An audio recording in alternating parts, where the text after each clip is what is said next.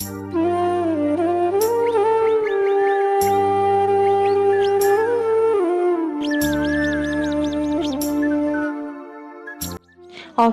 রান্না প্লাস সকালের বাসি কাজ গুছিয়ে গেলাম দুষ্টুটার স্কুলে রেজাল্ট আনতে।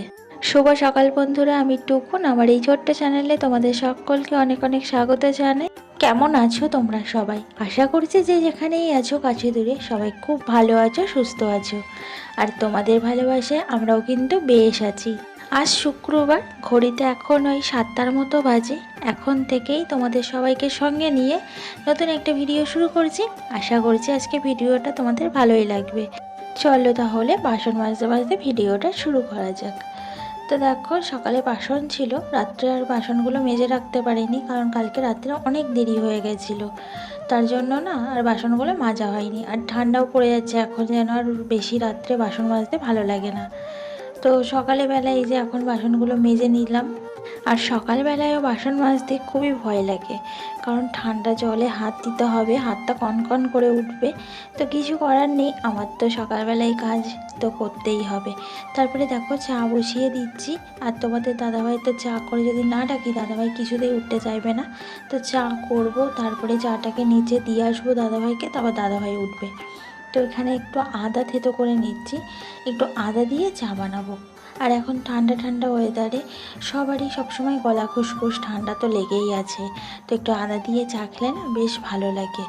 আমারই দেখো না, সেই কবে থেকে শরীর খারাপ, ঠান্ডা লেগেছে, ডাক্তারখানায় গেলাম, ওষুধ নিয়ে এলাম, খাওয়া দাওয়া করলাম ওষুধ। তো এখনও কিন্তু পুরোপুরি আমি সুস্থ হইনি, এখনও কিন্তু আমার ঠান্ডা লেগেই আছে, কাশি তো আছেই। তার জন্য না আদা দিয়ে সকালবেলা চা খেলে বেশ ভালো লাগে। আর সংসারের কাজগুলো করতে বেশ এনার্জি পাওয়া যায় ভালো। এই শীতের সকালে গরম গরম চা খেয়ে কাজ করলে কিন্তু গাটা বেশ ভালো গরম হয়। তো দেখো আমার দুধ চাটা হয়ে গেছে, এবার নামিয়ে নেবো। আর দাদাভাই দুধ চা খেতে চায় না, তবু আজকে করেছি, দেখি কি বলে।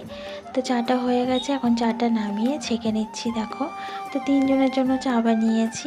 আমার মেয়েও খাবে বললো, আদা দিয়ে বানিয়েছি। তো ওর জন্য, আমার জন্য আর দাদাভাইয়ের জন্য, 3জনের জন্য 3 কাপ চা করে নিয়েছি। তো এখন আমি দাদাভাইয়ের চাটা নিয়ে দাদাভাইকে এই যে এখন দিতে যাচ্ছি। এখন 7:30 মতো বাজে, দাদাভাই উঠবে, তারপরে জল গরম করতে দেবে, তারপর স্নান করবে, রেডি হবে।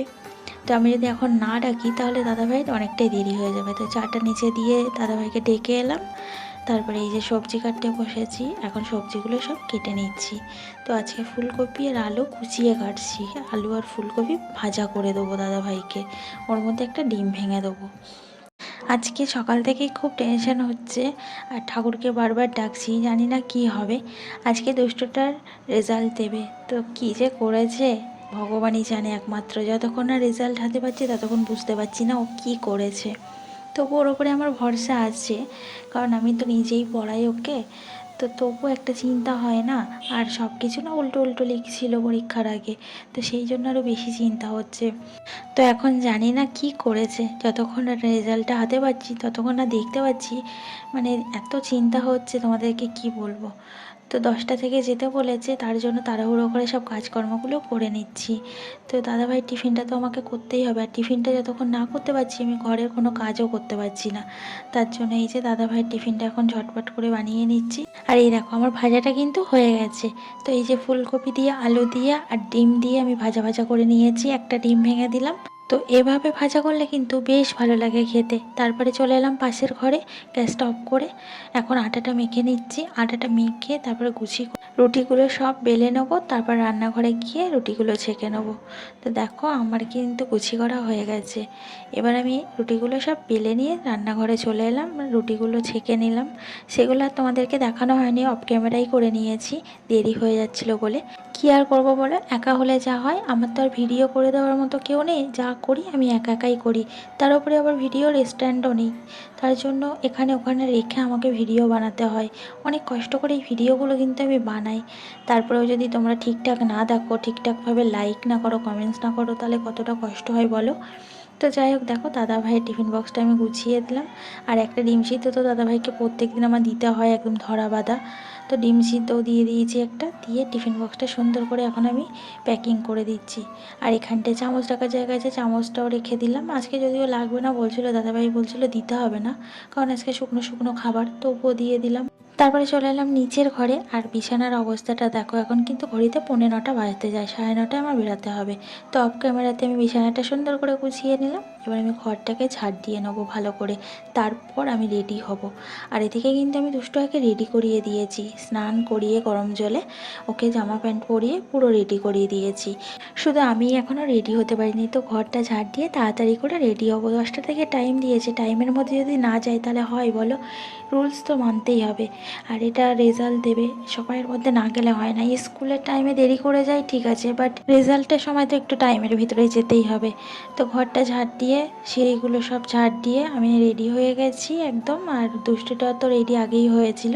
আর বলো না, তার উপরে আজকে আবার বাড়িতে কেউ নেই, সব দিকে তালা টালা দিয়ে বেরাতে গিয়ে দেরি হয়ে গেল। আর এই যে জায়ের ঘর, দেখো ওরাও বাড়ি নেই, তালা দেওয়া। তো ভীষণই টেনশন হচ্ছে। আর দুষ্টুটাও দেখো মুখটা কেমন করে রয়েছে। যাই হোক, একটু তো বড় হচ্ছে, বুঝতে শিখছে। তো ওরও একটু মনে হয় টেনশান মতো হচ্ছে। টেনশানে কিছু নেই, আমি তো কোনো সময় চাপ দিই না, যেটুকু যা করে সেটাই আমার কাছে অনেক। তো এই যে চলে এসেছি স্কুলের কাছে। আর ওই যে সামনে তো স্কুল, তোমরা তো এই জায়গাটা ভালো চেনো, আমি প্রায় ভিডিওতে তোমাদেরকে দেখাই এই জায়গাটা। প্রতিদিন যারা আমার ভিডিও দেখো তারা তো অবশ্যই জানবে। তো এই যে স্কুলে চলে এসেছি, এখন এক সাইডে দাঁড়িয়ে আছি কারণ এখনও সময় হয়নি, 5 মিনিট বাকি। আর এই দেখো সামনেই মেন রোড, তার অপর সাইডে কিন্তু হনুমান মন্দির। তো দেখো একে একে সবাই দাঁড়িয়ে আছে, সব গার্জেনরাও এসছে, কিছু কিছু বাচ্চারাও এসছে যাদের বাড়িতে রেখে আসার মানে লোকজন নেই, যেমন আমার বাড়িতে কেউ নেই বলে দুষ্টাকে নিয়ে আসতে হলো। তারপরে রেজাল্টটা নিয়ে এই যে আমরা আবার বাড়ি চলে এসেছি। তো রেজাল্টে কি করেছে চলো তোমাদেরকে তো অবশ্যই দেখাবো, সব কিছু তোমাদেরকে শেয়ার করি। আর এটা তো অবশ্যই করতে হবে। আর তোমরা সবাই যে আমার দুষ্টটাকে ভীষণ ভালোবাসো, তোমাদের চেনা জানা কাছের কেউ না হয়েও আমার দুষ্টটাকে যা ভালোবাসা তোমরা দিয়েছো, এরকম কাছের মানুষের কাছ থেকে কিন্তু পাইনি।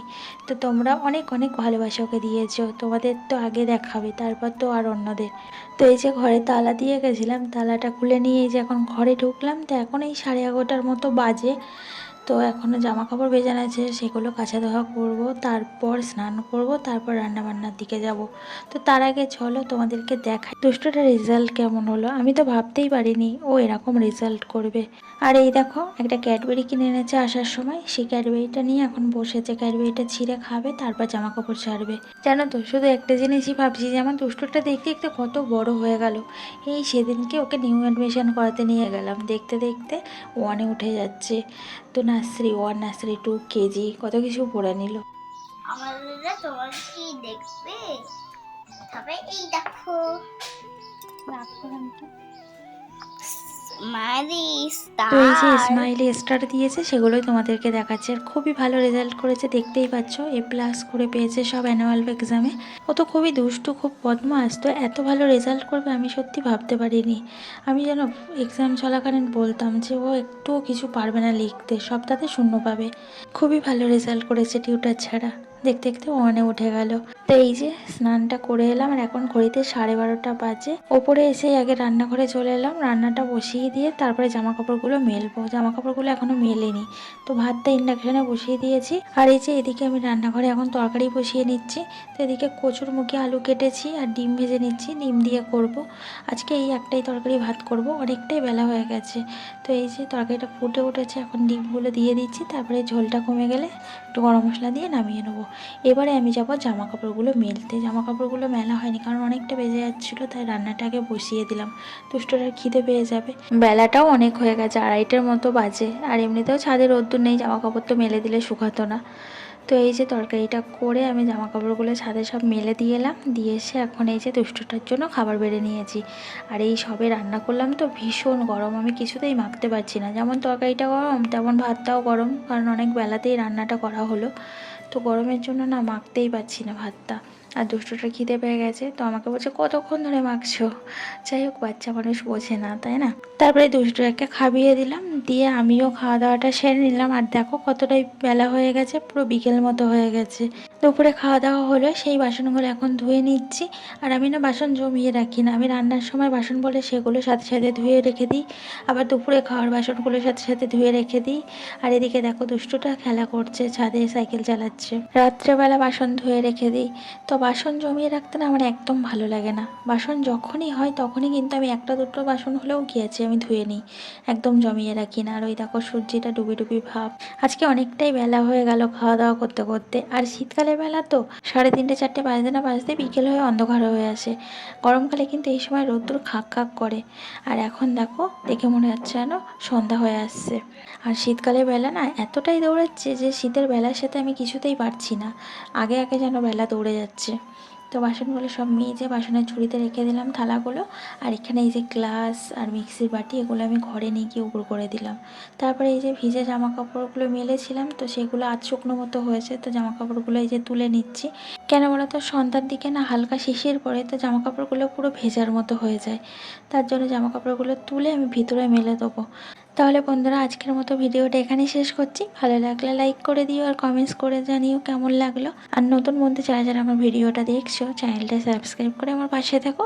আর যারা যারা আমার বন্ধু আছো তোমাদের সবাইকে অসংখ্য ধন্যবাদ ও অনেক অনেক ভালোবাসা জানিয়ে আজকের মতো ভিডিওটা এখানে শেষ করছি। দেখা হচ্ছে কালকে আবার নেক্সট ভিডিওতে। ততক্ষণ অবধি সবাই সুস্থ থেকো, ভালো থেকো।